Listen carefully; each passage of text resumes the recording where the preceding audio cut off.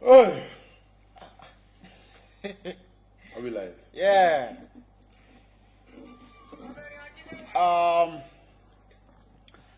Ladies and gentlemen, you are welcome to today's stream. So we analyze what topic? We're talking about, of course, for me, I'm more concerned about the plummeting oil price, the international market, and our soaring debt crisis. And yesterday morning, Nigeria gradually is turning to a country when we wake up each day to another story, to another drama, and now yesterday the governor of Kano State, Ganduje, released the press conference dethroning Emir Sanusi, on grounds of mismanagement, on grounds of, according to them, obstinacy, according to the press release on mismanagement of what? Is Sanusi in charge of the state? Yeah, funds. I'm not there. Reading what the press. Maybe you can actually, I can actually upload the press statement by Emir and by Ganduje, to give. Later we'll do that. Yeah. But meanwhile, guys, welcome to the show, and we are here to analyze the fiascos of Sanusi'S dethronement. Like you just heard, the Emir was dethroned. I personally, I didn't know that the governor has autonomy to dethrone the Emir until yesterday.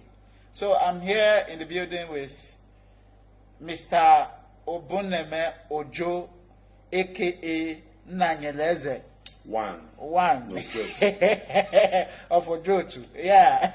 So, a political and social analyst who will actually be giving us, the nitty-gritty of what actually must have caused the dethronement of Sanusi. And, of course, Sanusi is not actually bothered. So, back to you, Mr. Obuneme. Why now? Why this has never happened in the history of Nigeria? So why now? In 1857 or 1875, if I'm right. I might not be right with actually born during the colonial era. The colonial masters actually, within the time in question, dethroned an Oba of Ife, Oba of Benin at the time in question. Yeah, really, there's a history there. So even where they took the costliest artifact there, they head to one of the queen from the Benin kingdom that was being repatriated and was used in the first sack. That has happened actually before. But then, however, the presidency have actually the governor constitutionally is the chief security of every state. We are no longer in the age where the kings rule again.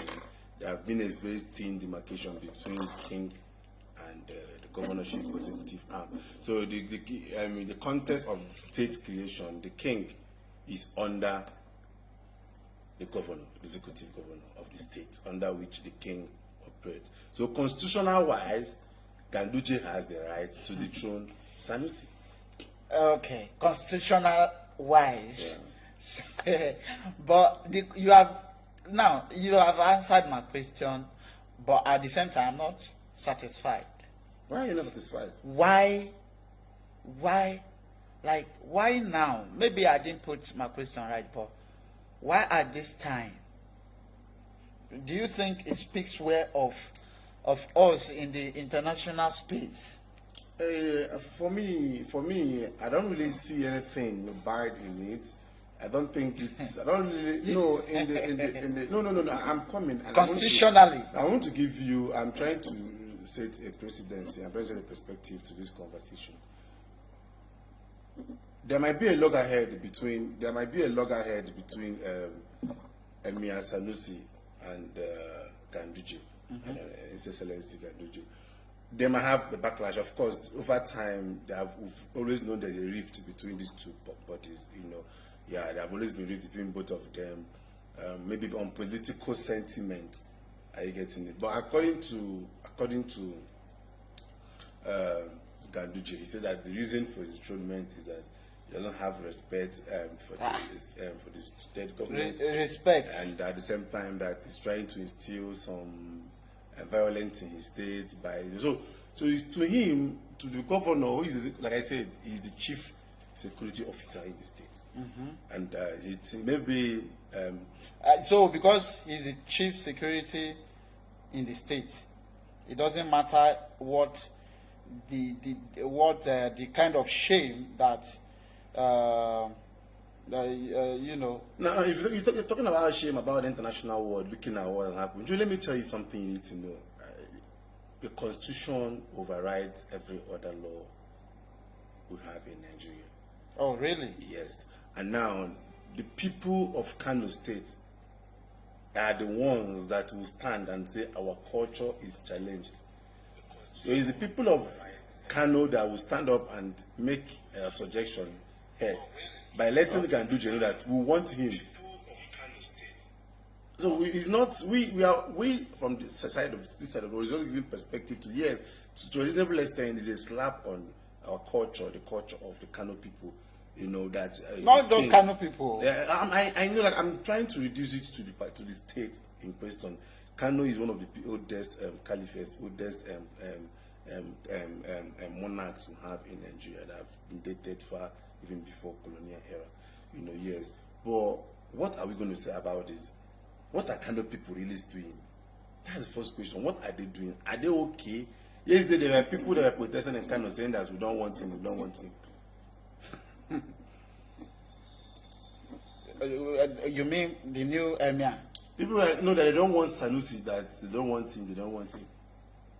Yes, there was protests in Kano yesterday. How many are they?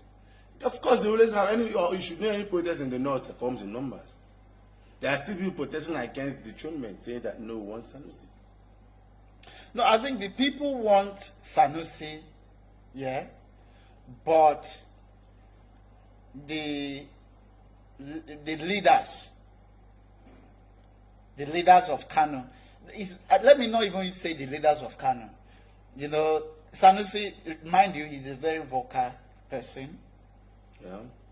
And personally, I think it's not because of all the allegations that has been tied down. It's because of like I said, him being vocal. Like I said, there's a political inclination to this. It's not just about his removal, because we've always known that Sanusi has always been lending his voice to some of the mismanagement, some of the inactions going on in Kano State. In fact, prior to the wake of 2019 election, he actually it was obvious that he was actually against some of the policies of Ganduje. So for me, I think to Ganduje in question, either the fear is that he has wielded so much power, that he has wielded so much power because he's very learned. Are you getting this? Sanusi'S well learned. So it's out of fear. Possibly fear can instill that. Are you getting what I'm coming in? So are you saying Ganduje has the right to actually instill, use his fear to bring shame to the country? No, don't say shame. The Constitution, even the presidency. But you need to think of. Does it mean we don't have morality? No, morality. Let me put this. If you read our Nigerian Constitution, it says we, the people of Nigeria, has come together, has solemnly come together. Our Constitution overrides. The Constitution has given, the 1999 Constitution gave the executive governor of every state the right to dethrone any monarch. Even the presidency made a statement this morning. That what? That Ganduje has the right to dethrone Sanusi. It's constitutional. Now, if we are trying to address the cultural side of it, it now brings us back to our Constitution. It brings us back to now to ask, why didn't our Constitution have a provision for respect for such cultures? Had it been that the Constitution is silent on this. So it should call for a review of the Constitution if we really want to protect our heritage. That the Constitution, regardless of its supremacy. When it comes to this A and B and C and D and D and this clause will be given. So the constitution did not give clause that, okay, our culture, since it's our culture, child. No. This is trying to bring pity and bias. Whereas the law, the modern equity does not give room to bias. It doesn't give room to sentiment. It doesn't give room to emotion.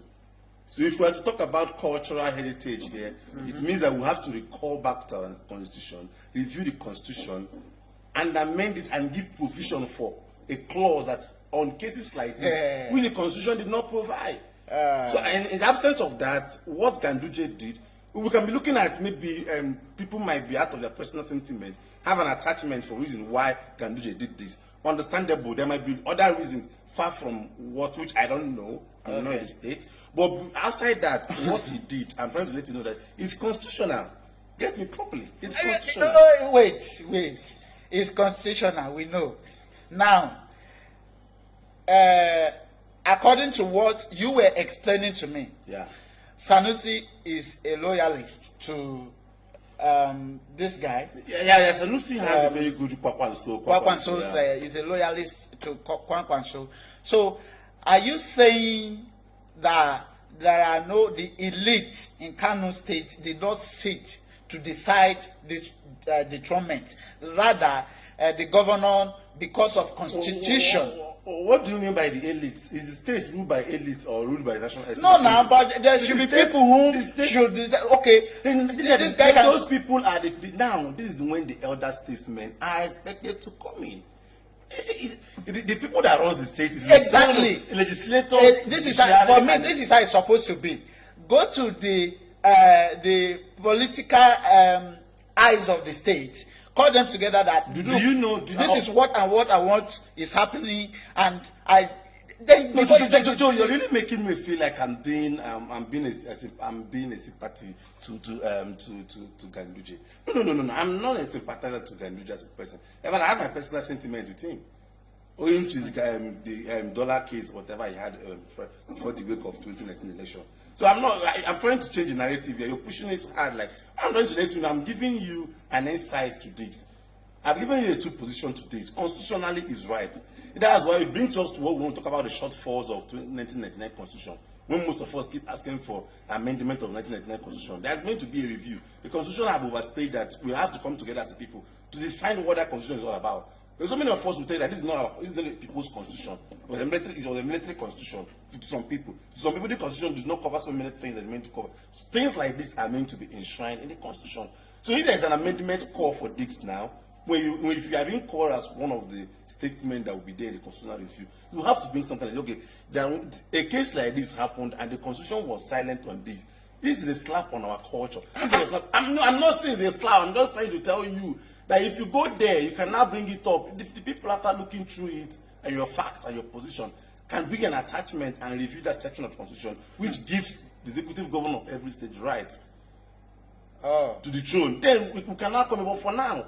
This is why we call this constitutional review. There are sometimes when things happen, it gives room for political development. This is a political development now, and people should dig deep into it.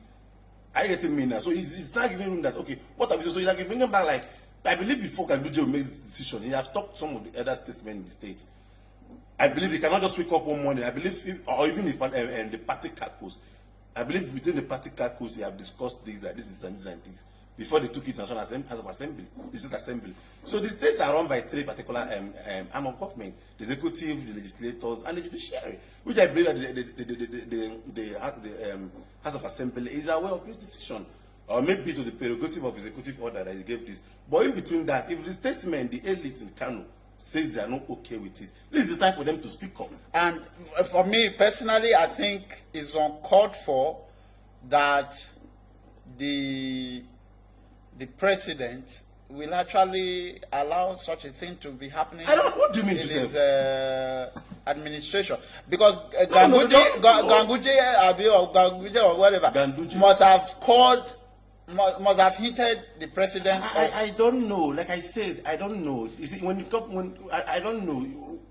Maybe you should read out. Maybe you should read out for our listeners to know or to hear the full press statement that actually that led to the dethronement of Emir Sanusi Lamido.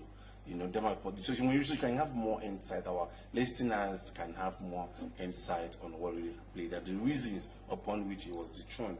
So happy to that. Whether the presidency was contacted for political reason or whatever, which I don't know, what I'm telling you is that the Constitution, we are not looking at when we talk Constitution, we don't bring emotions to it. We don't bring sentiments to it. We don't bring tribes to it. If the Constitution is to respect the culture, if the people that wrote the Constitution at the time in question did not take cognizance of this, it has called for a review in our Constitution. An amendment should be called for. It's what we call political development. Things that happen that ushers in political development. Political development doesn't just happen. As this has happened now, people are to come together, review and question. If you go to the Constitution, the Constitution is not silent on this. Now, which is to say, example in quote, Oni of Ife. Somebody, the governor of Osun State can wake up tomorrow and said, because this is sending a message. Now listen, this is a precedent. I'm coming, like I said. But because you know what I'm saying. It's like somebody, the prime minister or whatever of England, waking up and saying the Queen of England. No, like the Constitution of it brings us Joseph. It that brings us back to now. We are not practicing a monarchical system of government in Nigeria. The Britain you talked about is practicing a monarchical system of government, and the Constitution gives the Queen, the royals, a particular power. I hope you're getting where I'm coming from. So if you want to have some attachment of romance with the monarchical system side by side with federalism, it's possible. I hope you're getting where I'm coming from. But our constitution is a presidential constitution that only identifies kings or monarchs as community leaders which are under the state government. I need to understand this. So it's not like I understood that in Yoruba kingdom as a people, that Ooni of Ife and Oba of Benin has a very royal, a very high place. They have a league on their own. But when it comes to state government and governance in Nigeria, if Ooni of Ife by tomorrow does anything that goes against the constitution of the state and the federal government at large, I'm telling you, the Osun State governor has the right to dethrone him.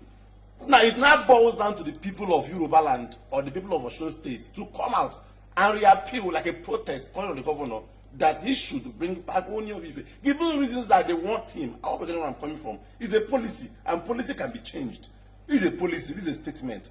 And when people give reason why the statement shouldn't stand, it will be reviewed. But if it is for whether the governor has the right, he has the constitution. The constitution gave him the right to do that. And what he did is constitutional. I'm not reasons behind why he did it might be a story of discussion for another day. But whether the action is constitutional, it's legitimate. Okay. According to what some people were saying, that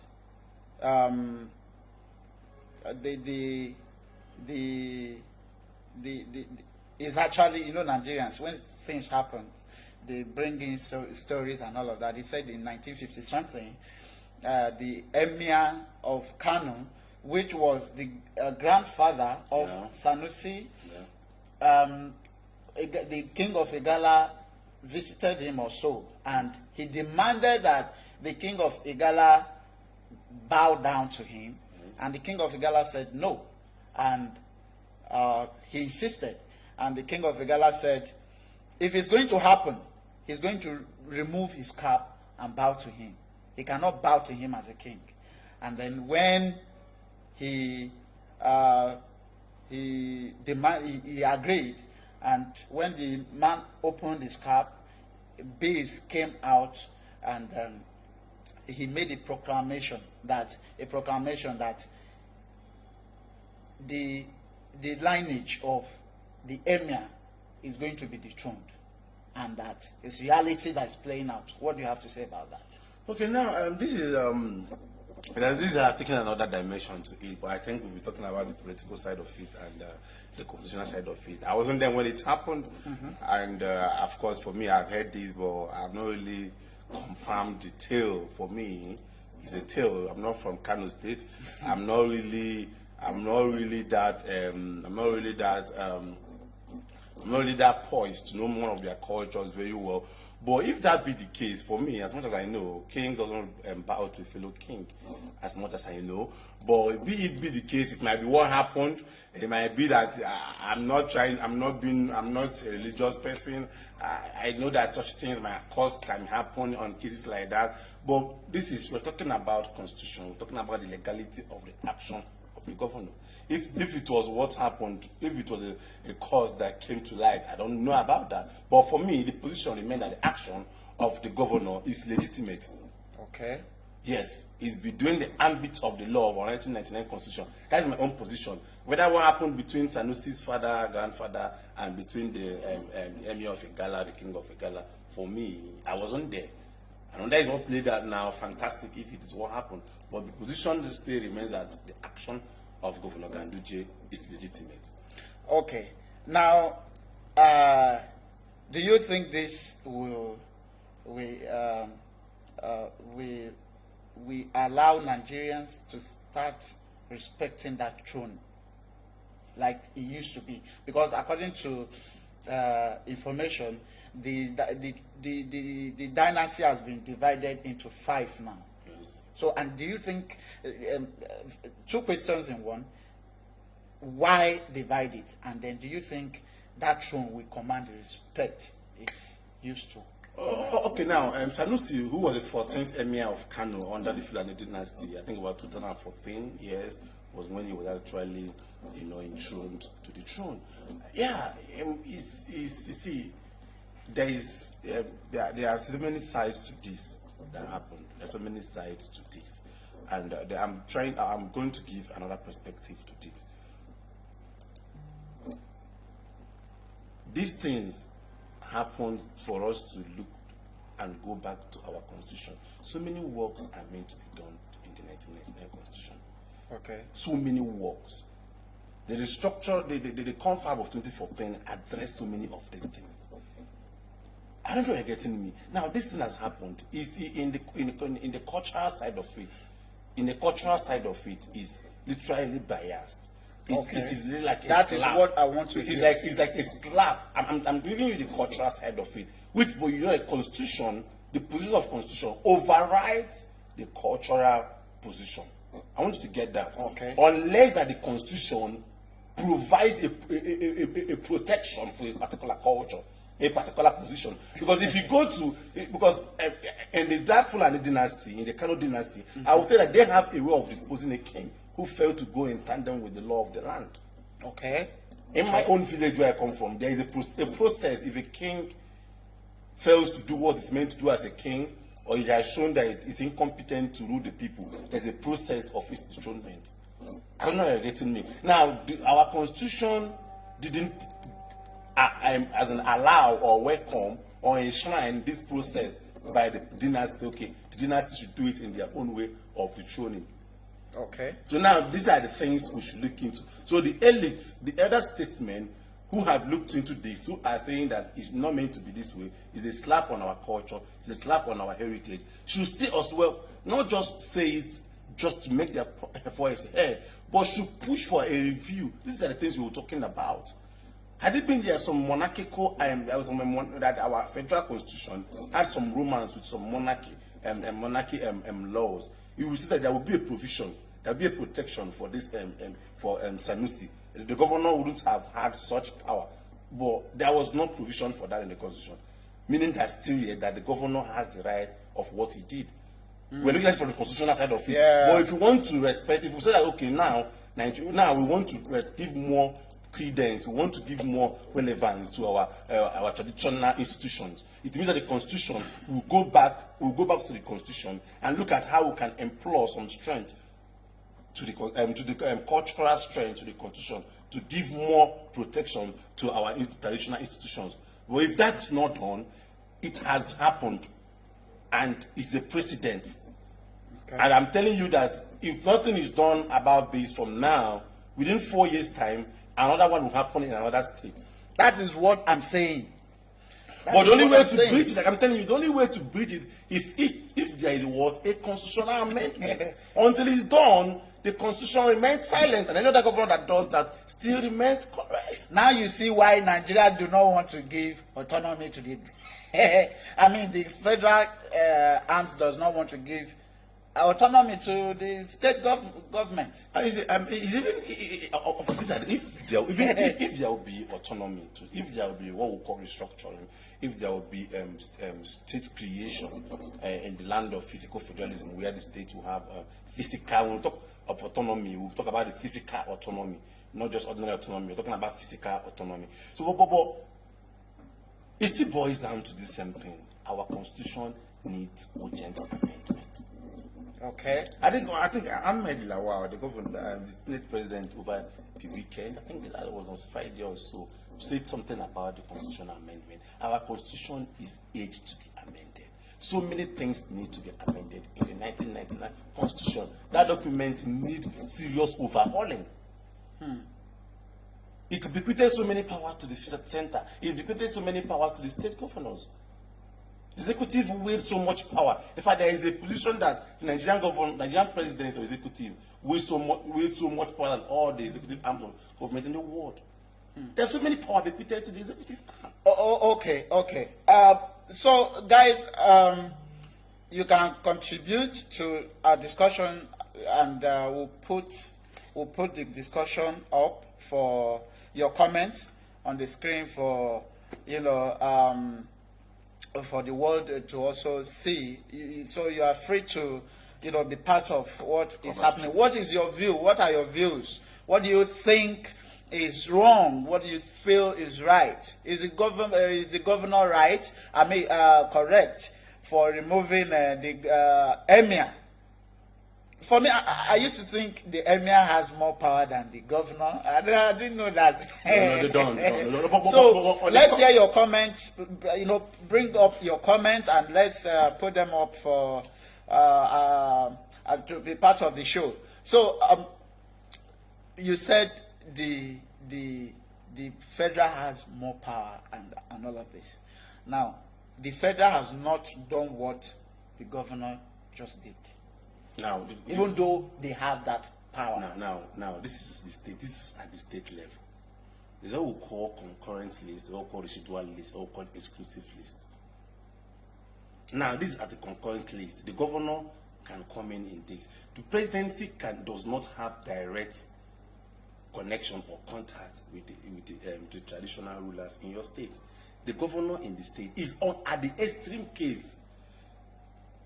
If the king or the monarch is going in ultravirus against the law of the land and the executive governor fails to act, that is when the presidency can come in. I don't know where I'm coming from. Okay. So it's at the state. This is what happened in Kano State. It's like tomorrow, if a local government chairman is not acting properly and you're expecting the presidency to come and I don't know whether you're getting where I'm coming from. So this is a position. This is a position for. This is the constitutional right of the state governor to wield. Okay. Are you getting me? Which the constitution gave him the right and the power to wield, and that's what he did. So, are you feeling anything for the country as a result of this? Because number one. Let me tell you why I ask that question. Number one, internationally, we are not doing too well in terms of maintaining relationships with other countries. And then now this is coming. Meanwhile, part of the reason why America has suspended Nigeria is as a result of not obeying the law of the international listing. And then this is coming. Do you think we are doing more harm to ourselves, or it's just like you said, the constitution playing out? Joe, like I said, this thing has nothing to do with it. There was they didn't breach any right of any person here. I want you to get it. Forget that. Let's deviate a bit from emotions and sentiment. No. Ganduje- Excuse no, me. no, sorry. You can't say. No. Excuse me. I You want can't. to You get can't it. say. This is And in the- no, excuse no, me. no. Emotions. I know. Emotion definitely will play out in some. Yeah, but we are on but air. No. I want to give my question no, is. we are here to give perspective, and we have to make it. We have to let people understand really what happened. I have my personal sentiments to this, but I'm here to address this issue holistically and how it's meant to be. No right. Okay, Sanusi's right was not defied in any way. I want you to get it. Of course, he has made a statement. Sanusi has made a statement, and that is God that makes a king, and you know. Excuse me. Look, get Sanusi, remember this guy. Did You know, Sanusi he's a tell very you- quiet guy who does not like noise. Okay. When they removed him as a central bank governor for being vocal, for exposing some things, he did protest. No, it was not really that, but was some of the figures he uttered after that was actually, against each other. But that's not even the conversation we can have to have here. Sanusi has his own flaws as well. He has his own. I have my own personal sentiments with him as well. But like I'm trying to let you know, get me and get me properly. Sanusi's right was not defied in any way.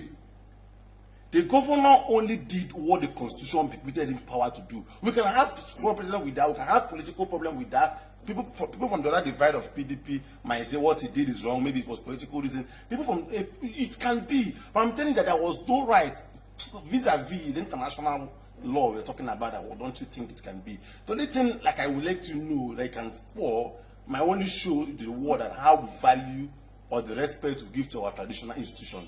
That is the only thing you can talk about. That it has shown, it will show the world, it will mirage to the world, it will mirror to the world how the government respects our traditional institution. That is the only thing it's gonna do. I don't get it, but if it's in terms of respect of human rights, Sanusi's right was not defied in any way. Yes. It's like tomorrow. You know that you're not meant to build your house under high tension. And tomorrow you go all out and go and construct a building under high tension. So if the government tomorrow demolishes your house, you say the government has infringed on your rights. So I want you to understand, when the government acts around within the ambit of the constitution, it can only be wrong now if maybe the constitution doesn't provide for Sanusi for Ganduje to dethrone Emir Sanusi. I hope you're getting me properly. But the constitution gave the governor the right, the constitutional right to dethrone a traditional monarch, and which is what he just did. So he's legitimate. He's constitutional. It's only when the constitution didn't give them the right and they act on this, that is when we can question it. So there is nothing about defilement or infringement of anybody's right on this, Mr. Joseph.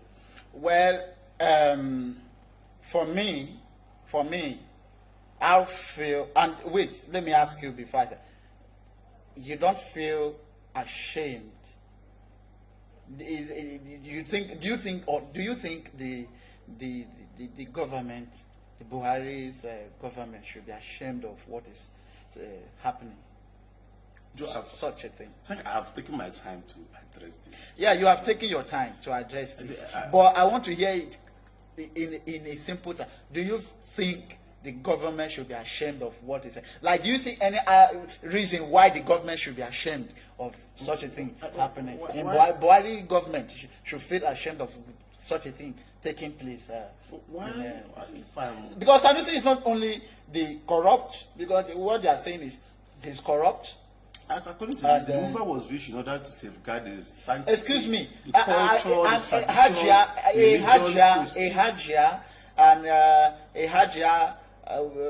think Hajia something came on air on Channels TV to say the Emir is not only the corrupt person, if that is what they are using to tie around him as reason why, but that you have every parastatal in that state is corrupt. Okay. So why not go after other corrupt people than the Emir. Now, Joe, it still boils down to what I'm telling you. Now, the reasons behind dethronement can be questionable, but the action in tandem to the Nigerian Constitution is right. I want you to get these two perspectives here. The reasons behind this dethronement, it can be questionable, but behind that, the action of the governor is legitimate. So if we want to look through the prism of the reasons, the governor, who is the chief executive of the state, the chief executive officer of the state, have told you that for the reason is to safeguard the sanctity, to safeguard the prestige, the religion of the old monarch, the old dynasty. Now the dynasty has been divided into 5. These are like those other emirs are still subservient to the real emir. Yeah, but the reason and purpose is it's just like to reduce the power. There was devolution of power. Ganduje devolutionized the power, so there was devolution of power. So that is what happened. That was what played out there. But the still main power is still bequeathed to the Emir of Kano. So the reasons can be everybody addressing this conversation so far are doing that on the basis of reacting to the reason. Is the reason, but if it is for the action, it's legitimate. And now, if we want to address these reasons so it won't happen again, it's the only thing that can is not just social media talk wars. It's not just everybody coming and just giving their point and going back and relax. Until the Constitution addresses this, we are just playing around it. Until the Constitution addresses all these our grievances, until the Constitution addresses all this, nothing will happen. Wow. Well, for those protesting, the Emir himself has not gone ahead to, he has accepted his fate. So those protesting, I don't see any reason why you should protest. Because what are you protesting for? That he should be brought back? Because he has accepted his fate and he has decided to move on. For me, that is maturity. I think what do you think about the maturity of Sanusi? Sanusi is an elder statesman, and he has traveled wide and length. He understood most everything about Nigeria. Are you getting me? And I love him for that. He understands that. I love him for that. If he makes any pronouncement against this, it's to support violence. Okay. And as a liberal man, he just have to, even if he might have his sentiment about this decision of the government, but respecting his position and knowing that he's a leader of thought and he has so many followers, if he may be able to say anything or trying to challenge the action of the state government, it will spur violence and lives will be lost. So he's looking at the wider picture, the bigger picture than his personal sentiment. And I give it to him. That's fantastic. That's the spirit of the game. That's what it should be. He has shown the definition of integrity. That is what integrity is all about. He stood by the people. But beside that, we expect he shouldn't relent in lending his voice to the national conversation. He shouldn't relent his voice in nation building. We should keep being the voice for us. Sanusi, he should keep giving his voice, trying to proffer solutions. Now Nigeria has it. The oil price has gone down. We have a bigger issue now. We have a very bigger issue, a very bigger one. Yeah, which we are going to discuss about that. We are going to discuss that, and then we are going to also discuss conversation for tomorrow. No, we are going to discuss that and the former minister of finance, Ngozi, was just hired by the South African government. Yeah. I think that is a shame and a disgrace. That is a slap on Nigeria, on this government. All right. So, guys, you can hear from Mr. Obuneme, that it is the detriment of the former Emir of Kano is legitimate and constitutional, and so all we can say is wish the new Emir well, of course, we have to wish him well so that he have a well, very good exactly. reign. So he will reign judiciously and he will lend his voice into some of the measures that are promoting the people of Kano State and actually in the national building at large. Okay, what do you have to say about, to the people of Kano on this? What advice do you have to say to them? The advice I only say to them is that it's their culture, and the people are the ones that protect their culture. The executive arm of government, the king, the monarch are the custodians of the culture.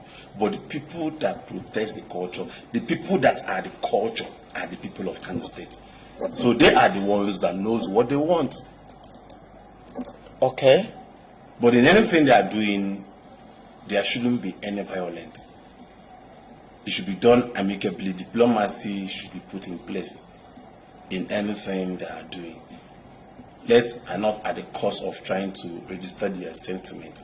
They will resort into physical violence, which is what I will find out. Everybody has the right to register their dissatisfaction, but like I said, everybody should keep in their voice into amending the 1999 Constitution. It needs urgent amendment. Okay, so thank you for that. So the next we are going to discuss about the South Africa,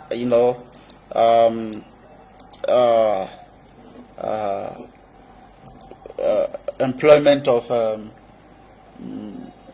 employing the former Minister of Finance, Ngozi Okonjo-Iweala. Do you think it's a slap on Nigeria, on Buhari's government? It's not a slap on anybody's face, my brother. It's not a slap on anybody's face because like Nigeria here, we have our Economic Advisory Council, ECA. South Africa has theirs as well, which was inaugurated sometime last 2 years or last year. You get what I'm saying? And now the team has been there. South Africa hit their reception over last week, and they need think tanks. They need people that understand international economic crisis. They understand international economic crisis management. He needs such people in his team. What he did was he hired her. Are you getting? That's what every government needs to do. You need good brains around you. It's no more if I'm the president of another country and I have maybe an economic problem, I will have to look for better brains. But you know what is funny here? Why Nigeria?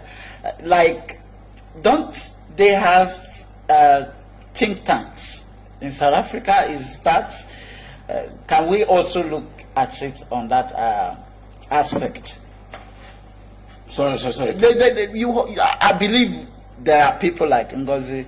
Okay. We have so many good brains. I have so many of them. I have a good number of them that are good, that has what it takes. They will have a very good number of good brains here. But like I said, of course, Buhari have the names in his ECA, the name in the Economic Advisory Council is the names he has there are very big brains, good brains. I tell you, the likes of former CBN governor from Anambra State, sorry, Nigerians, I remember the name. Is among them. So many good number of them there are good brains.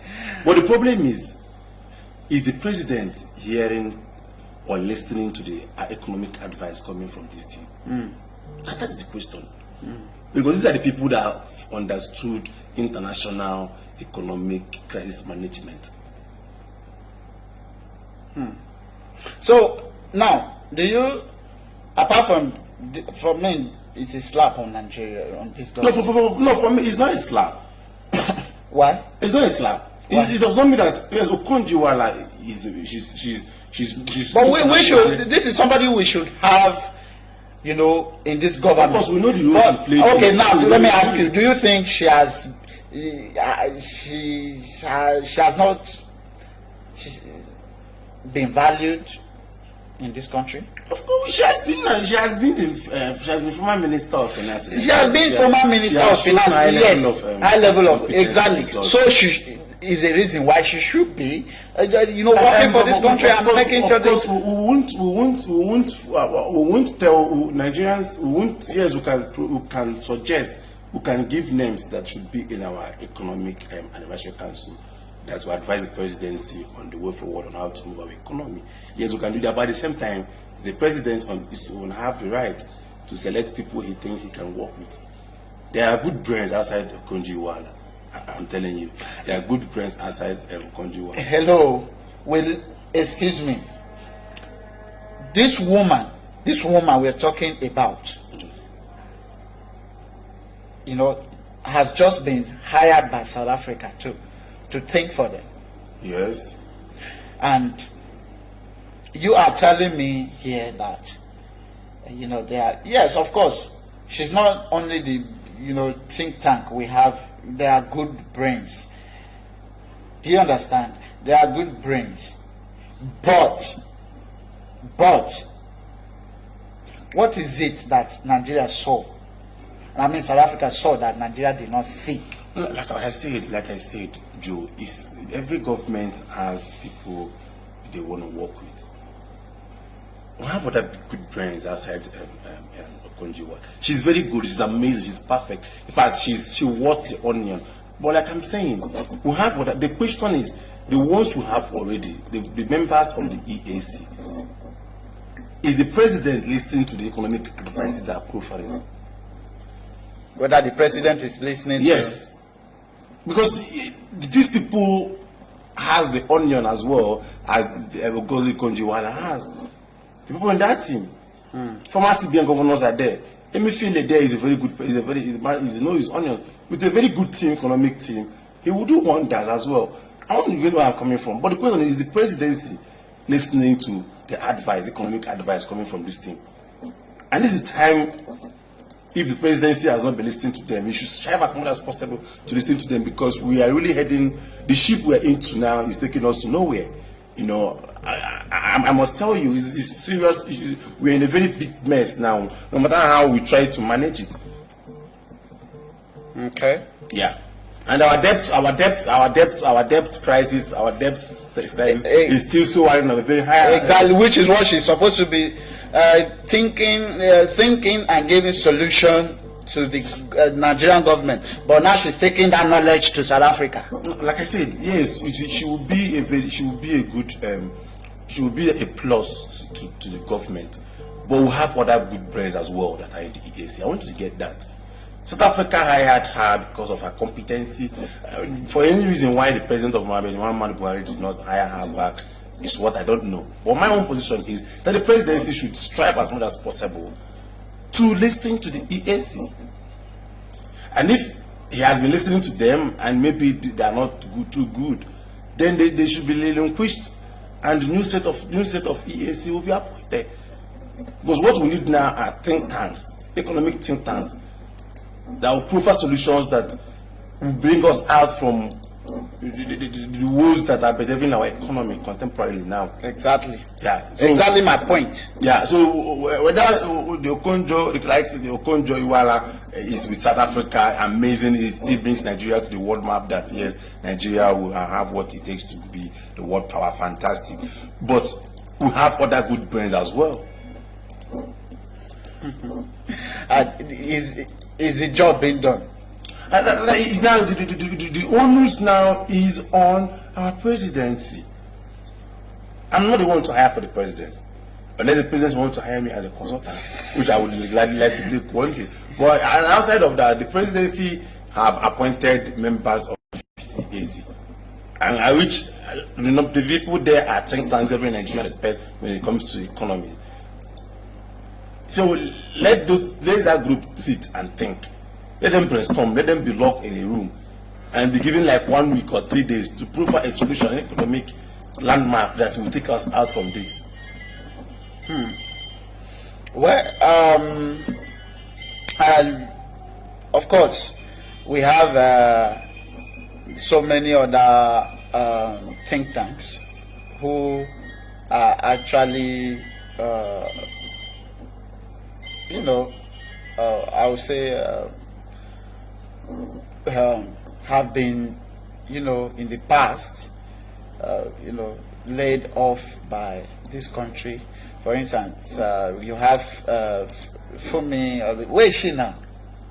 Is it Kemi or Kemi Adoshin? Where is Kemi now? Kemi should be in London. Okay, you see, those are the kind of brains that But this Kemi has been around now, but due to certificate scandal. Oh, she had certificate. Yeah, that was scandal. I know why it's certificate scandal. Why? Yeah. Like this, she didn't have it, or that what? That she didn't collect. I think I've forgotten that, but it was a certificate scandal of NYS. That was what happened. Yeah. She didn't collect. Is it that? Wait, excuse me. Sorry, I'm asking. That she didn't collect, or she did not serve. I think that's what. Oh. But she has. But that is another question. Should these things define one's abilities to? No, but these are the certificates you brought when you were going to school in the Senate. So, if by defiant and at the long run it's confirmed to be fraud, it's what you. Fraud. I don't understand when you say fraud. You presented a certificate that was not. Oh, she actually presented a certificate. Yes. So that's a criminal offense. Wow.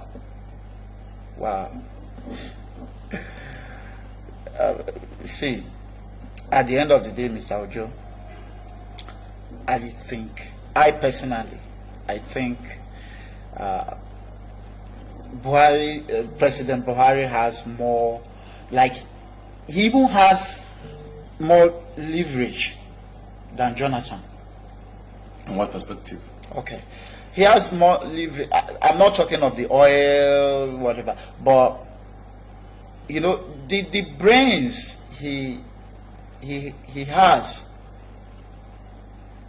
were ready to work for him with their hearts, because they actually thought, okay, he's not going to be, kind of wavering as President Jonathan was, that he was actually going to. But then he do away with all of them and brought in some people that I think, for me, came in for their, I would say, selfish reasons. You see, when they are forming a government, when you're forming a government and you bring in people, bring in a team that will bring your vision down. The question is, the people President Buhari have hired to change Nigeria. I think it boils down to him to question how long, how far have we gone, what effect have we really done, have we really changed Nigeria? The question is left for him to answer. If you think he has done pretty well, if you think you've not done, you fire the people and you hire other people. It's not an elected position. The ministerial parastatals, all these bodies are not elected. They are by appointment. So at some point, if you think the person is not doing the job you hire the person for, what you do, you fire the person and bring another credible hand. So for me, the whole government, if any government fails, it fails because the government fails to do what it's meant to do. Wow. I'm not. Sorry. So before we go, let's give them update on coronavirus. 2 cases, has just been confirmed, and the Minister of Health has announced that currently we have 2 cases of coronavirus in Nigeria. What is your take on that? Is it confirmed cases? Yes, of course, confirmed cases. It means you didn't read the news. Yeah, I wasn't really in that, but Okay, I think we'll pull the information up so we can actually go through it together. But it's actually a confirmed case. What do you have to say about? it still boils down to what I said at initial, that the first day we talked about this coronavirus, that Nigerians should be serious with this case, and all hands should be on deck in addressing it.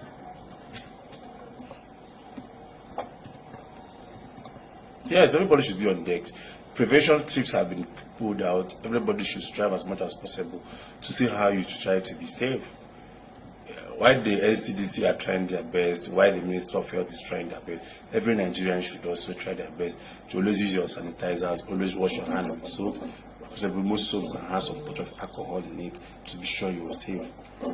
Oh, wow. So, do you think Nigeria is managing the situation? Of course, the World Health Organization have actually given Nigeria a big ups for our management of the coronavirus in Nigeria.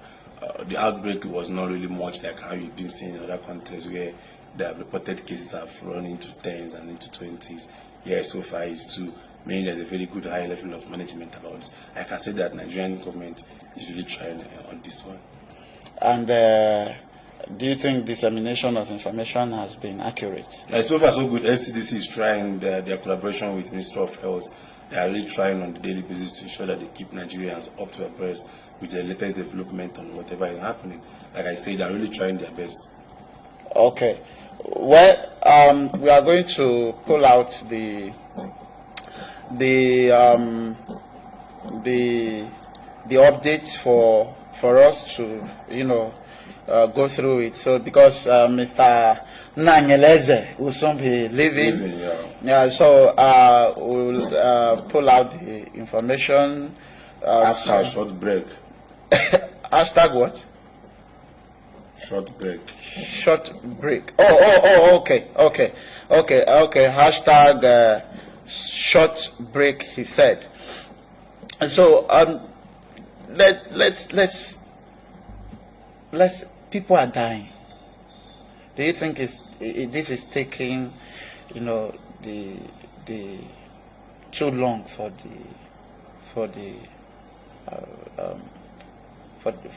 the cure to?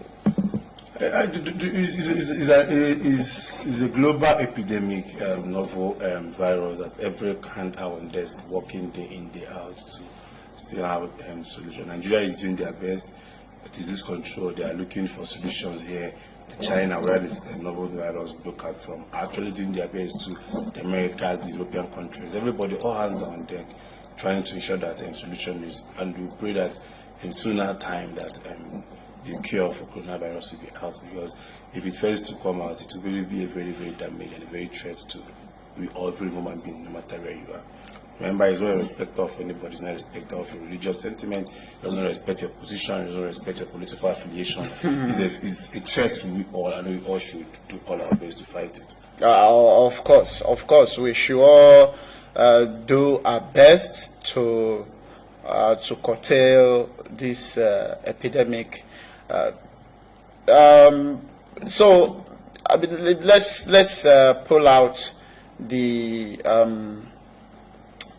update so you can read it out for the people. And here we have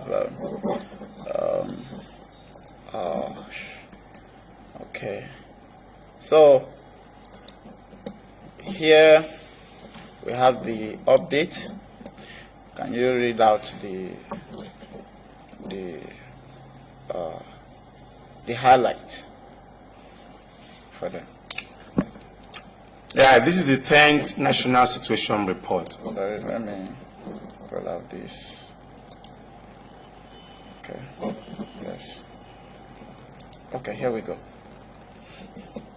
This is the 10th National Situation Report following the confirmation of the first case of coronavirus disease in Nigeria on 27th February 2020. On the 9th of March 2020, one new confirmed case of COVID-19 was announced in Nigeria. The case is a contact.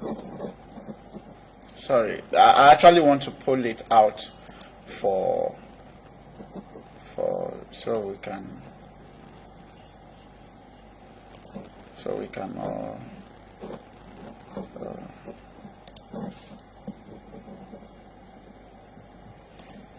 okay, full screen mode, yeah, good. So save. Sorry, we are pulling out the report, so Mr. Ojo can actually read it out for us. And are you optimistic that we are going to go through this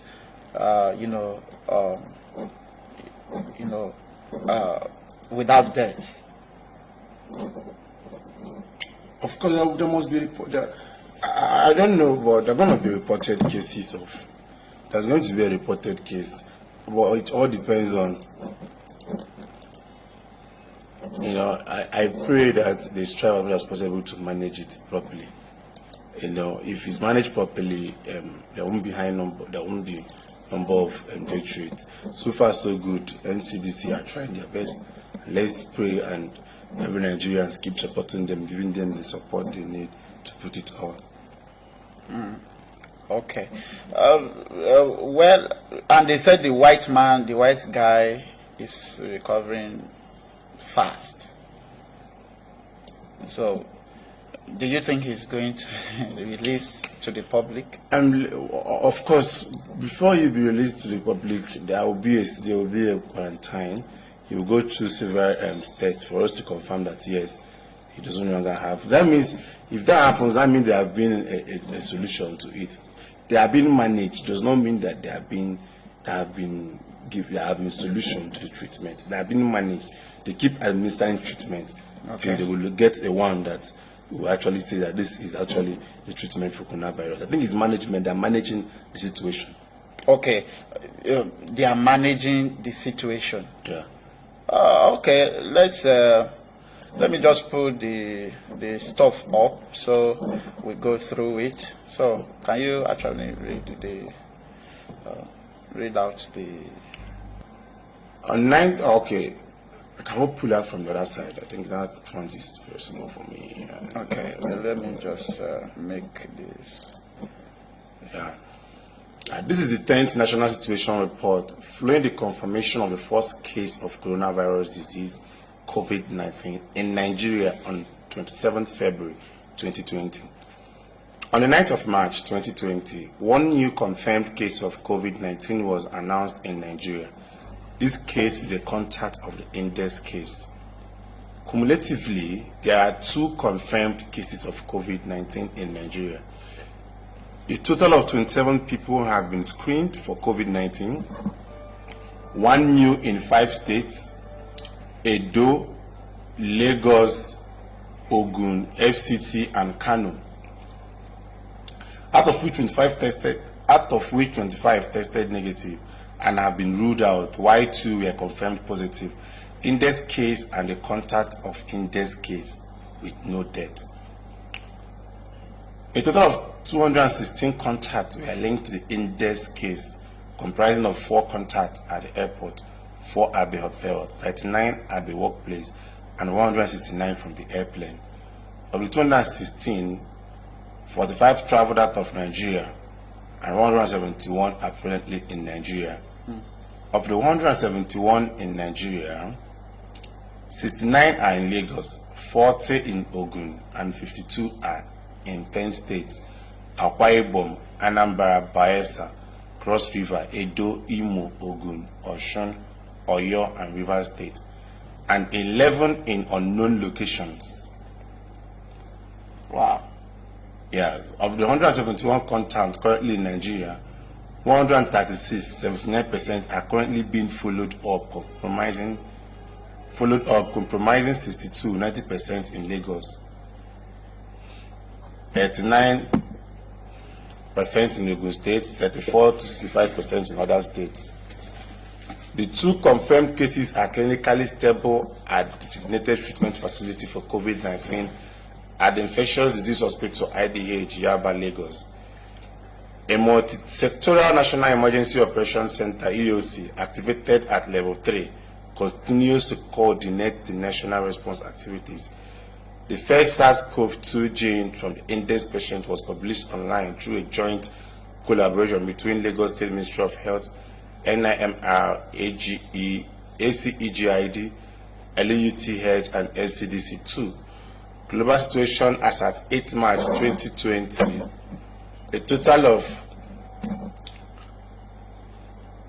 global situation as at 8 March 2020, a total of 105,586 confirmed cases reported, 76.7% cases in China, and 3,584 deaths. Number of countries, territories, areas affected within the last 24 hours increased by 8 countries: Bulgaria, Costa Rica, Faroe Island, French Guinea, Maldives, Malta, Martinique, and Republic of Moldova, making a total of 102 countries. 9 of 54 countries in Africa with reported cases: Algeria, Egypt, Sudan, Tunisia, Morocco, and Senegal. So, so far, so good. Nigeria has not, there has not been any case of death in Nigeria. Even the white guy who came with the virus, according to what they are saying, he will soon be he will soon be free from the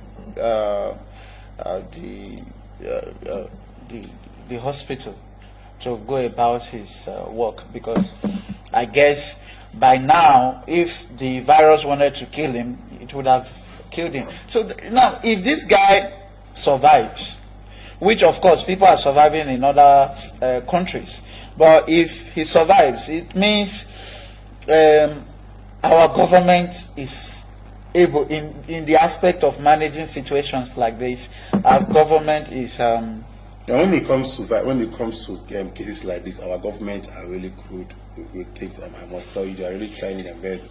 They will manage Ebola, they will manage Lassa fever, they will manage SARS and other virus outbreaks. I think we'll give it to Nigeria. We're trying on that, and we pray they lend same strength. They lend it to other sectors and other challenges we're having in the country at large. Okay. Let me allow you so that you sign out. So, guys, Mr. Obuneme Nanyeleze, is signing out, and of course, tomorrow we'll be back, and possibly I'll be back. I'll be around tomorrow. Of course, he's going to be back, and so what's your final words on? To the people. Coronavirus is real. Stay safe. Try as much as possible to avoid and too many populations where there is a fusion of fluid, and always strive to keep your environment clean, and remember to always use your sanitizer. It's not just about the coronavirus. It's not about you. It's not about your safety. It's not about your neatness. It's not about your health. So we charge every one of us to make sure we keep our environment clean. Here in Lagos, help in joining Lauma in keeping Lagos neat. If Lauma fails to do the job or do what they think they're meant to do, if Lagos is good, if your environment is good, it's good for all of us. Remember, it is your environment and not just their environment. Thank you once more, and see you same time tomorrow. I wish you safe journey back home. Thank you. Of course. As for me, you understand. Right. We grind till we make it. Yeah, that's it. We keep grinding, we keep pushing. So, guys, as for me, I'll see you later. So, on another program that I call, musical program. But as for Mr. Obuneme, he has, of course, you have heard, him analyzed what actually played out in the Sanusi Dethronement, and also commented on the Ebola. I say Ebola, the coronavirus, issue, as well as also, speak more on, why South Africa at this time, hired our former Minister of Finance. Yes. Yes, Okonjo Iweala. See you tomorrow. Thank you for having me. Bye, Nigeria. All right, bro. All right. So, guys, see you later, okay?